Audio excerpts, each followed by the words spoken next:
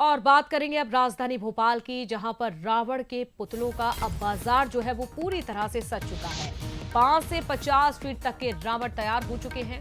दशहरा पर्व नजदीक है, कई परिवार पुतले बनाने में जुटे हुए हैं। तस्वीरें आपको दिखा रहे हैं, देखिए आप, अभी भी तैयारियां चल रही हैं।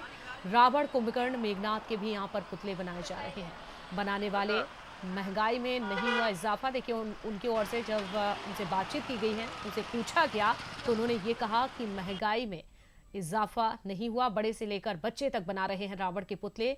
बच्चे समझ रहे हैं रावण और राम के चरित्र को, तो बच्चों को ये समझाने का प्रयास किया जा रहा है कि आखिरकार दशहरा क्यों मनाया जाता है, क्यों महत्वपूर्ण होता है। ये तमाम बातें अब बच्चों को भी सिखाई जा रही है। बुराई पर अच्छाई की जीत का प्रतीक रावण 2 दिन बाद जला दिया जाएगा, रावण दहन हो जाएगा। लेकिन रावण के जो अलग अलग बेस तैयार किए गए हैं, वो इस समय आप देखिए, बड़ी मात्रा में रावण तैयार किए गए हैं। रावण है, मेघनाथ है, कुंभकर्ण है।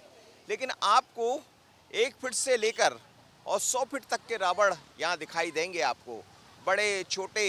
ये देखिए तस्वीरें आप देख सकते हैं, इस समय यहीं खाना बन रहा है और यहीं रावण बन रहे हैं। यानी एक त्यौहार जब आता है तो किस तरह लोगों को रोजगार भी देता है। कितने रावण बनाए आप? हमने बनाया 20। 20 जी। किस साइज के? कोई 15 फीट का, कोई 20 फीट का, कोई 12 फीट का, कोई 10 फीट का। तो आप यहीं के हो या कहीं और से आए? यहीं के हैं। तो हर साल लगाते हो रावण? हर साल लगाते तो हैं। अभी बिकना शुरू हो गया ना? अभी थोड़ा कम कम आ रहे हैं सर ग्राहक। हम्म। हाँ जी। तो अब क्या स्थिति, महंगाई है या नहीं है? कितना महंगाई अगली साल की बराबर है, वही की वही है सर। महंगाई नहीं बढ़ी? नहीं बढ़ी सर। क्यों? कौन था रावण? बुरा आदमी था क्योंकि उसने सीता का हरण कर लिया था। कौन सी क्लास में पढ़ते? थर्ड। मैं जानता हूँ कि राम जी ने ना रावण को मारा था। अच्छा, क्यों मारा था? वो ना लोगों को मारता भी था और सीता जी का हरण कर लिया था, इसलिए।